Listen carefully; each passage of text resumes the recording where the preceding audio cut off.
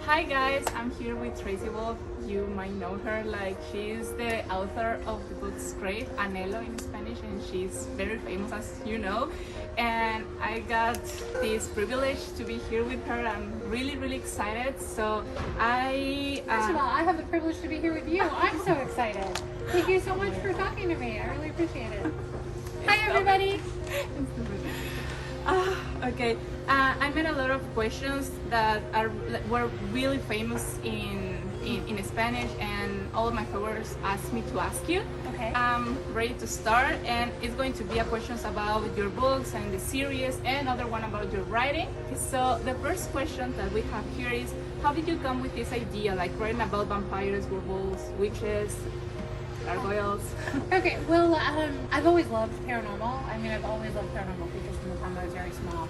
And in the past, I've written like a mermaid trilogy, and I've written dragons and witches. But this whole idea came because my publisher came to me, or my editor came to me, Liz Pelletier, and she said, hey, I want to bring vampires back. You want to help? And I was like, yes I do. Kind of like kicked around some ideas and kind of settled on the Fae world. And yeah, why are there all the different ones? Because I couldn't choose. Because I mean, I love vampires, but I love dragons, and I love witches. And how could I just leave them out? And then you start like writing all of them? Yeah, and then I just started writing them all. I wanted it to be like a boarding school for like all the different creatures. And that's why as the books go on, I keep adding in more, because I love them all. And they were so addicted, like really. Oh, you're so sweet. Thank you so much. That makes me so happy. I really admire you. All my followers can know that, and when I say that I got the privilege to meet you, they were like, oh my god, I'm so excited for you, Marian, like you deserve it. And I was like, oh my god, I'm going to like pass out. Oh, Marian, you're the sweetest in the whole world, and I'm very excited to meet you. I was telling you earlier, I'd seen a couple of your TikToks, and I was just like, oh, so amazed. You're the best. Thank you. Okay, another question that we have here is, which book of the four that are already published did you find the most difficult to write? That one right there. That one right there. In the middle of it, like I thought, like I was cruising along. I was about what I thought 2/3 of the way done, and then Hudson just did a thing and just messed everything up. And I was like, all right, well, that kind of means we have to start back at the beginning and reshape the whole thing. And one of the things that some people know, because I've been talking about it when I was doing interviews, is we actually cut about 65,000 words, which is really one of the reasons, like the big reason we have the sixth book, Cherish, is I think they're important words, and I think they really forward the story. There's things in there that I didn't get to answer that I wanted to answer, but we ran out of space. I mean, at some point the book is just too big. Yeah, it is. It's the biggest. It is the biggest, right? It's the same like length of pages as Ansia. But she knows the title in Spanish. But you help me out with that. But it's if you look at it, the margins are like really small, and the printing is really small. I think it ended up being about 300,000 words, maybe 320,000 words. It's a 900-page book that we crammed into. Actually, that was one of the questions about what happened that you wanted to write another book, Cherish, because what I heard, it was Heart and what's the name? Charm. Yeah, Charm. And then it's Cherish, right? Yes, and then Cherish. And then, so Charm was just always going to be the book between the first two, right? Anhelo and Furia. Like I said, I had this 65,000 words sitting out there, and then others, and then as I was thinking about it, there's other things that happen in here, particularly towards the end, that I'm like, I'd really like to explore more. And Cherish was born, and I don't know what Cherish is going to be called in Spanish yet. No, me neither. I almost finished it, like in the chapter 103. Nice. And it's so good right now. Oh, good. I'm so glad you're liking it. It's always, you know, your fear as a writer, right? Like you write, and oh my gosh, what movie likes it? No. I was like telling you, your fandom in Spanish is huge. Like. And they're so sweet. Like they send me DMs on Instagram, and I try to answer, as many as I can. It's been kind of a rough time for me because my mom died last month. Yeah, I heard about that. And so I have. Thank you very much. I appreciate that. I'm going to cry. And so anyway, I'm trying to slowly go through and answer them. But my Spanish fandom, they're so fun, and they do the most amazing Instagram stuff. I love them so much. like really sorry when they told me that. I just wanted to tell you, one of the reasons that I started doing this because my sister passed away 1.5 years ago, and that's why it inspired me to do that. So that's why I understand you a little bit, and I'm so sorry to hear that. I'm so sorry. I'm sorry too. Like, awful, right? I understand like the power of the books and the community, and we are like always for each other. Always like we have that support, and that's like amazing. That's the most amazing thing about being part of the book community, right? Yeah. Is between the authors and the TikTokers and the bookstagrammers. I mean, everybody is just so amazing. There's so many amazing people that you meet. I feel so blessed to be part of the community. It's like a breath. Okay, that was the question that I was like going to ask you about cherries, but you already answered that. Since at the beginning you knew that the main couple, or you changed your mind? Oh no, I've known from the beginning who the couple was going to be. You know, it was really interesting. I'm just mean, right? No, you know, Crave, like the reason it unfolds the way it unfolds, I think, is to be able to do all of the things that I kind of wanted to do in this series. Like, talk about the fact that first love isn't always, I mean, first love is beautiful, it's amazing, and it's wonderful, but it's not always the right love for you, because, you know, you change and you grow and you shift. And one of the other things I really wanted is I wanted Jackson not to ever look like a bad person in the book, because the first person you fall in love with doesn't have to be a bad guy for you to fall out of love with him. It just needs to maybe not be the right guy for you. And that's kind of one of the things I wanted to do here in the middle of this is show girls that, you know, you should be with the person who is the best for you and who makes you strong and who makes you up, versus the guy who always wants to protect you. And there's nothing wrong with that, right? But there's nothing wrong with being able to protect yourself too. And that's why you make it so difficult, like to choose between Hudson and Jackson. I love them both. With my heart. I love them both, but I love Hudson the most. You know, we were a little nervous, and then when Hudson finally started talking to me when I was writing the second book, Hudson really started talking to me, and I was like, oh, there you are. I knew you were going to be fabulous. I fell in love with him pretty quick myself. And talking about Hudson, like, what inspired you to write Hudson Vega, or who is Hudson based on? It's a lot of different people, you know. My fiance will tell you, like, totally, like, I steal her lines for him regularly.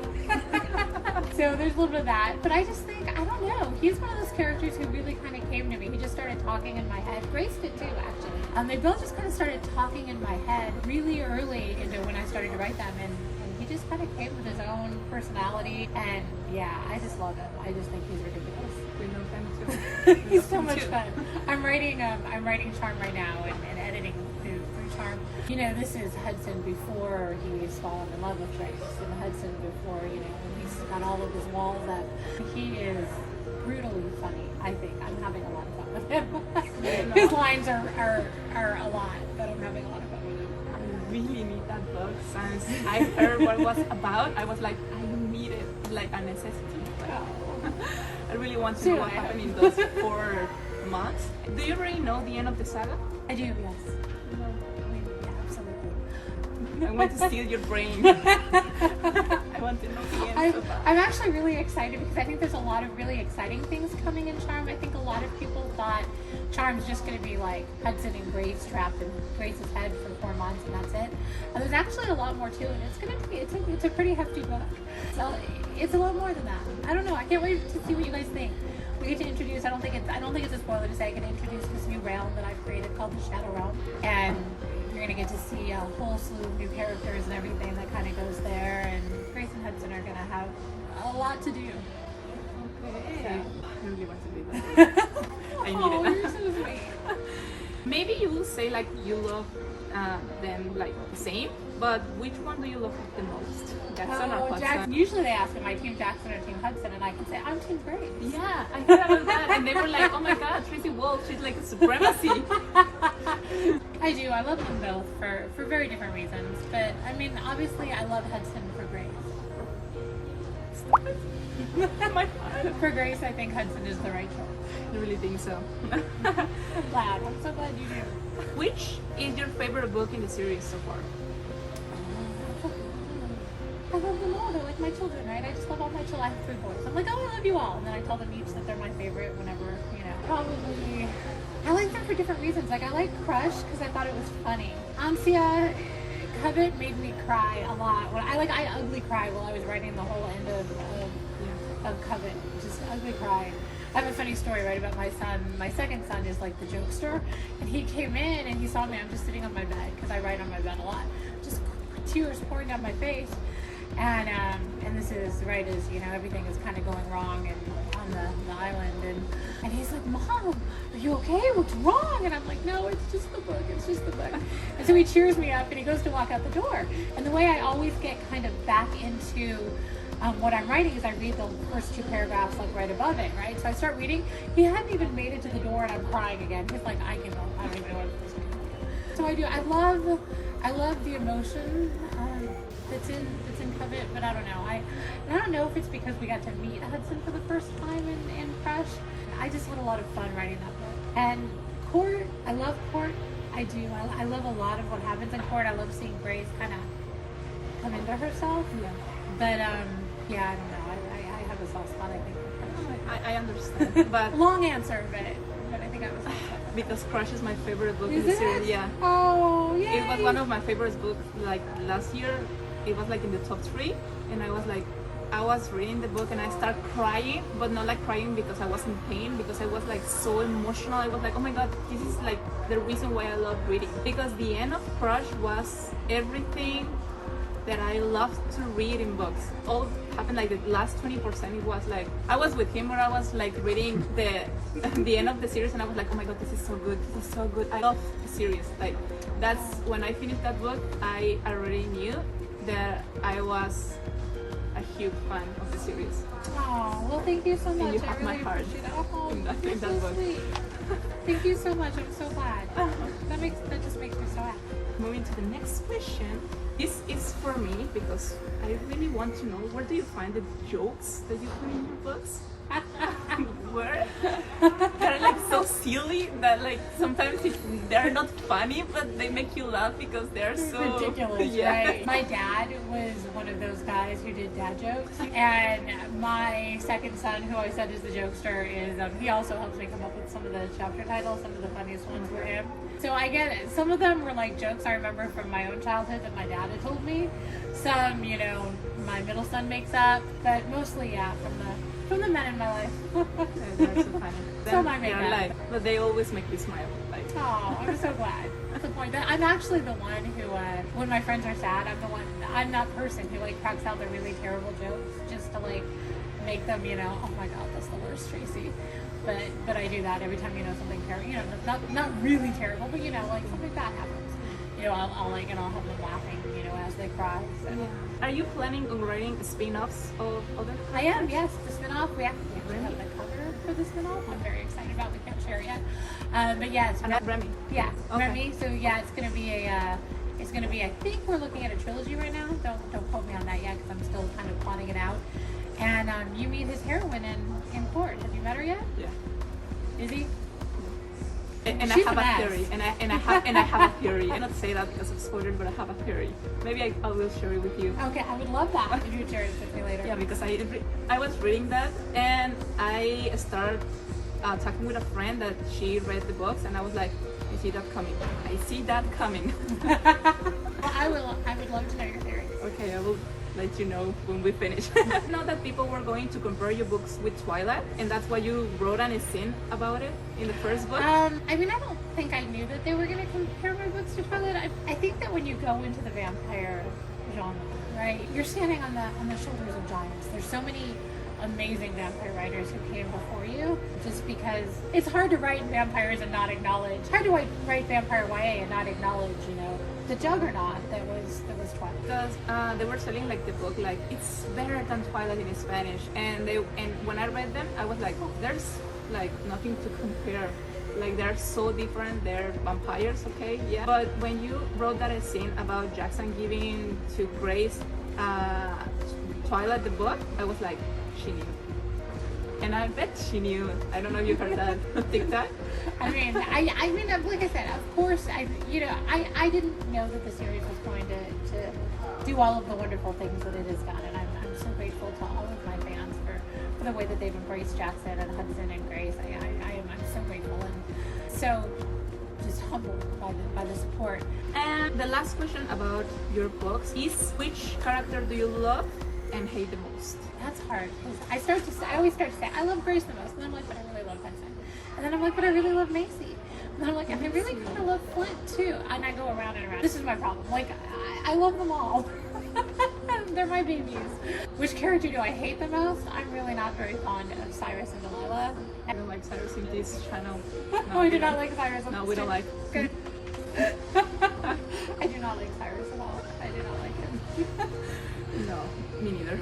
Okay, now there were the questions, the most popular question that you asked me to ask her about the books, and now I'm going to ask her about her writing, because she wrote like 3 books a year.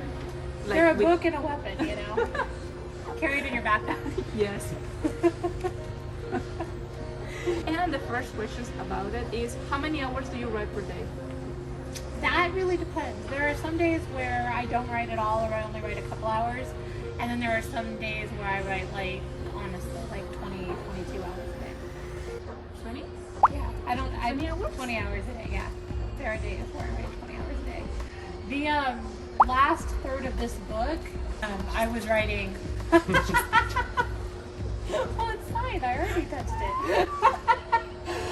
The last third of this book, I was writing pretty close to 24 hours a day. It just kind of poured out of me. Oh my god. That's the goal, right? You get to the point, like, you put in all the work and all the time early on where, you know, it's a little harder as you're really trying to figure out everything. And then you get to, you know, the last half, and hopefully it just pours out of you. Sometimes it does, sometimes it doesn't. In this one, the last third, I was writing pretty much around the clock on it. I finally finished it, and I went to get a massage, right? And they're like, what have you been doing? And I'm like, this. Right. for like But that 2 weeks. A lot. That explains a lot. It's like not possible like to write 3 books per year. Like, he's big. Pretty lost, but I don't sleep a lot. I've always been kind of a 4 to 5 hour a night sleeper. Really? And then I always feel like I have more hours in the day, you know. And then when I'm writing, yeah, it goes down to 1 or 2 hours.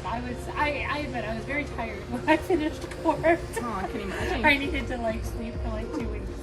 When it's going really well and I'm not, you know, it's not like pouring out of me, but it's going really well, I'll write 16 hours a day. And then I'll do that for like 4 days, and then I won't write for a day or 2 days at all, and then I'll write like for 16 or 20 hours, and I won't write. Wow, that's a lot. It's not healthy. It's not the healthiest. I mean, we all laugh, right? We all have different processes. All my friends who are writers, and we all like hate our process. Mm-hmm. And it's like, you know, oh yeah, you always want somebody else's process because it looks bright and shiny, and oh, it looks like it would be so easy. Nobody ever wants my process. Nobody's ever like, yes, I want to write 22 hours a day. No. And like when I sleep for the 2 hours, I want like to have nightmares about the book, so that I wake up and I'm already typing in my sleep. Like it's a sport.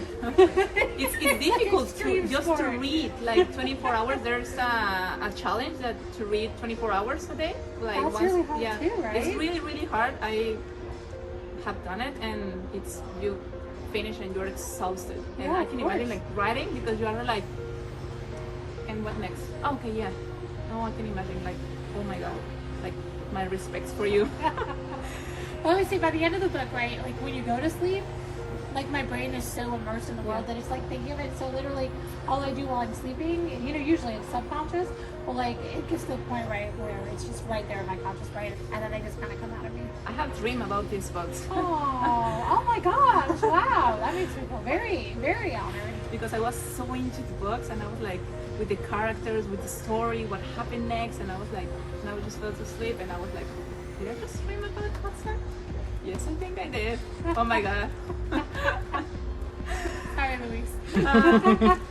Do you know how big your Spanish fandom is? Like, you like can imagine, not only Spain, Mexico, Argentina, Chile, a lot of countries that are like following your work, and they're like Tracy. Oh no, you know, this one is, you know, I kind of live in my little bubble, right, where I just write and I get on Instagram like once or twice a day, and that's where I like see all my Spanish fans, and they're so wonderful, and they do the most amazing things. But no, I did not realize that it had grown. Maybe you have heard about Leticia?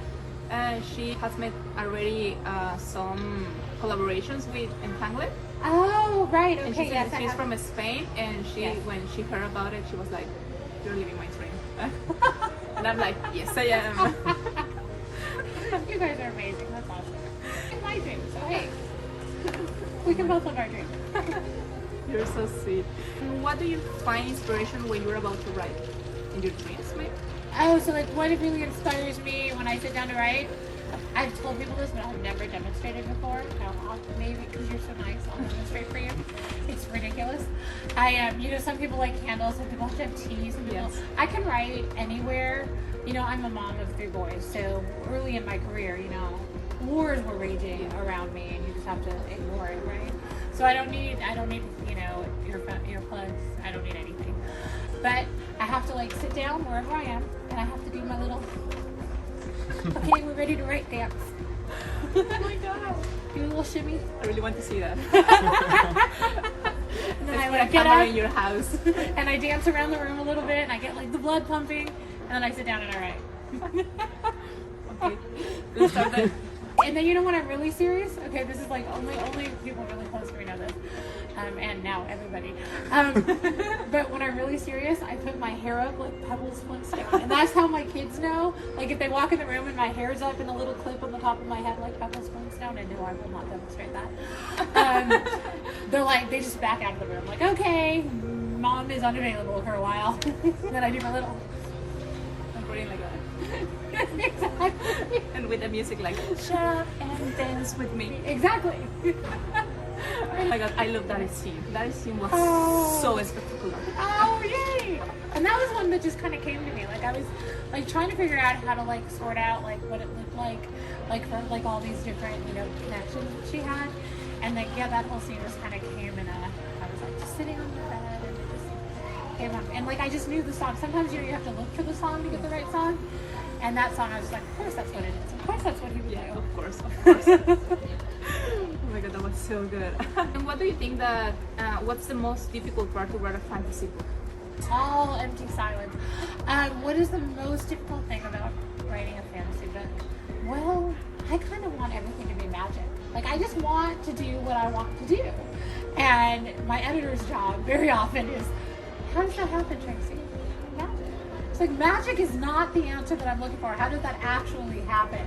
And I have to go back and I have to really think out, how would it work in the rules that you've set up in the world, right? How does this actually happen? Okay, it happens like this. There's a lot of things in court. I think a lot of questions kind of get answered, and explanations about particularly Jackson and Hudson and everything like that. So yeah, I have to really the thinking through, this is what I want it to look like. This is what I wrote. Now, does it work? And then if it doesn't, having to follow the world rules. You and I would I'd love to fly, but the world that we live in, we can't fly. Be here and then there, yeah, in Mexico, right? Then in Spain. Wouldn't that be amazing? I want to be amazing. No, you're a mom. I'm I just really, really would have loved to just be able to do things with my mind and not have to get up and clean the house and put the groceries away and Just do all those things. Right? Just think it and it's just done. The new superpower that I want. The next one is, have you been to all the places that your characters have visited? Not all of them. I've been to a lot of them, but not all of them. I've never been to Alaska, for example. No? I've never been to Alaska. I was set to go actually, but April, we all went into quarantine for COVID. So and now we're hoping to go maybe this summer. But no, I've never been to Alaska. I've never seen the Aurora Borealis. It's been on my bucket list forever. I've always wanted to, and now I have the most amazing fans, and they send me pictures, from Upper Michigan, or so many of my fans have gone to Alaska since reading the books, and they've sent me pictures of the Aurora Borealis, and I'm just oh my gosh, you guys are the best. So hopefully this summer I'll get to go. You were writing about a place that you have never been, and there's all the important facts that happen in the book happens in Alaska. It's oh my god. So you have seen pictures on the weather? Oh, so much. Yeah, I do it. I love research. I love it so much. And so I always do a ton of research. When we were deciding, I was deciding on Alaska. I had actually decided on much northern Alaska, the northernmost point of the United States. And my editor was I think we need to bring it down more. I think it's scarier if there's mountains and this and that. And so then I kind of hunted around and really settled on Denali. And then like something as simple as the airport, right, that she flies into. Yeah. I'm looking and looking to make sure there's an airport she could fly into to make sure that it's, real.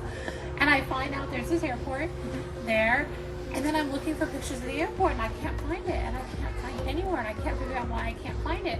All I see is this like parking lot and this airstrip, and I'm like, and finally it hits me. Oh, right.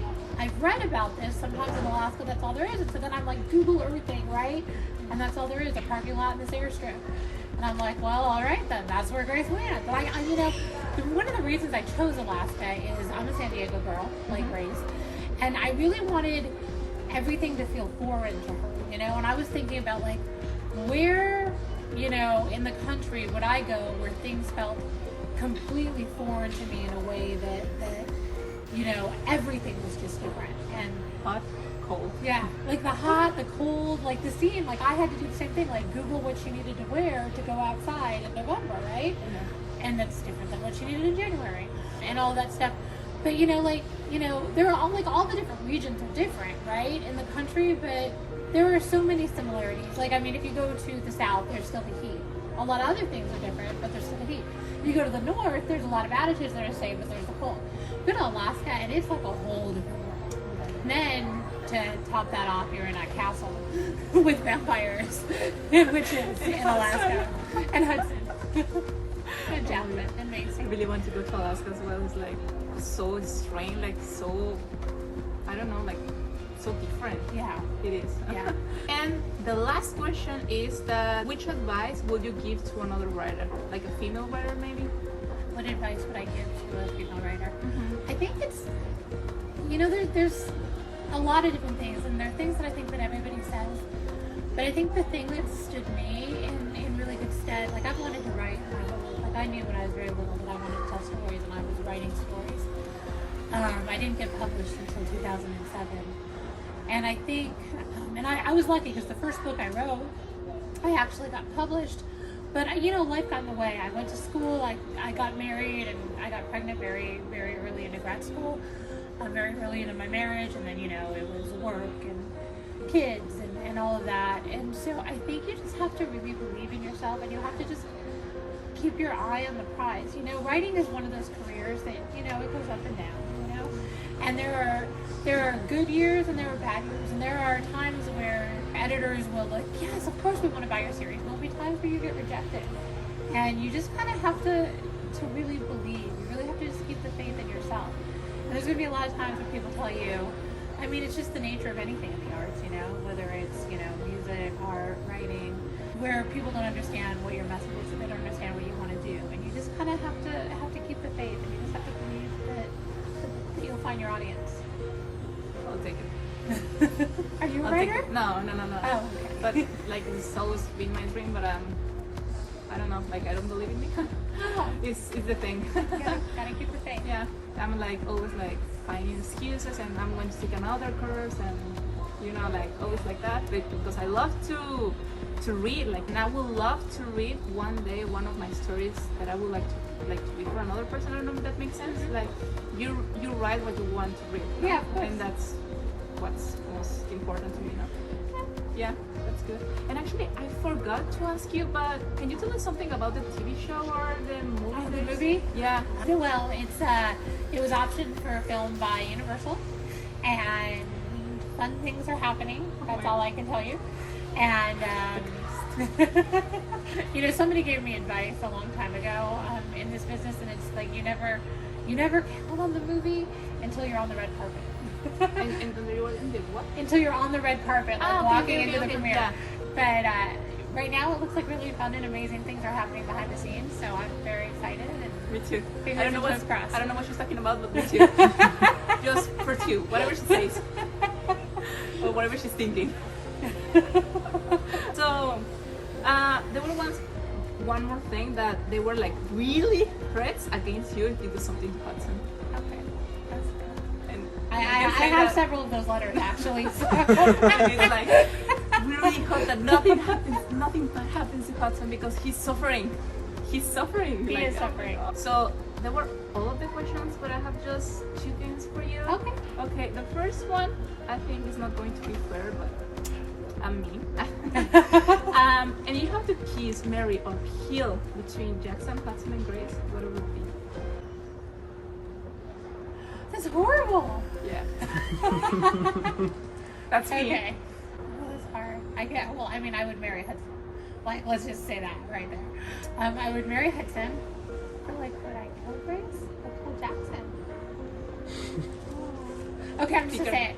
I would kiss Grace and kill Jackson. That's a spoiler? I'm not just kidding. No, I was just expecting to say that. I really thought You thought I would?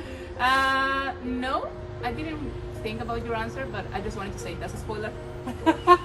Whatever your answer. Whatever it was, Yeah, you would say. I was just going to say that, but anyway. Okay. Got it. Okay, and the other one, actually it was not my idea, it was one of my followers, but there's a phrase on your second book, that's a lead for you. There is very, very famous in Spanish. Actually, if I say that phrase, they already know that it's in your book, like that famous it is. I think maybe that phrase is very famous in English as well, Okay. but I'm not sure. But I'm going to read it to you in Spanish. I know that you don't speak Spanish, Okay. so it's going to be fun. Can you read it slow? Yeah, I'm going to Okay. read like really slow. Ready? I'm Are like you ready? concentrating. Okay. Yo nunca te haría elegir, Grace. ¿Cómo podría hacerlo sabiendo que jamás me elegirías a mí? Never something, Grace. That phrase, just in my heart. One more time. One more time. Okay. No, I can repeat it for you, like as many One more time. Like, yo nunca te haría elegir, Grace. ¿Cómo podría hacerlo sabiendo que jamás me elegirías a mí? I never asked you to choose. Yes. Never. She knew. Because I knew you wouldn't. I know you'll never choose me. That phrase, oh my god, that was so mean. It was so right. Yeah. Like yeah. I was It was like, like my baby. oh my god, baby Hudson, you're suffering. But that's so famous. You know the tiny notes. The roots of that are in charm. Oh my god. Nobody knows. Give me the book. I need the book. Can I have your computer, please? I left it at I'm home, the just to be FBI. safe. I need that computer. Oh well, we're going to suffer in that book? I don't know. Yes, we're going to suffer. Maybe. Oh my god. Okay, well, I really need that book now. Maybe like knowing how it ends, knowing that she ends up with Crush, right? Like Yeah, when you start reading the second book, and the end of the second book, like the extra, and you see his point of view, I was like, oh no, he's so good. poor baby. You're mean. Yeah, I know. he's such a baby. He just needs love. He just needs to be loved. Please let him be loved. I will do my best. Okay. But well, that was all of the questions. Like, thank you so much. You are like a great person. I really admire you, and I had a really good time. I had a great time too. Thank you so much. I really appreciate you taking the time to come and interview me. I really appreciate it. And it's so nice to meet you. And I hope we get to chat more. Yeah. Oh my god, yes. I really hope so too. And well, thank you so much, and bye bye.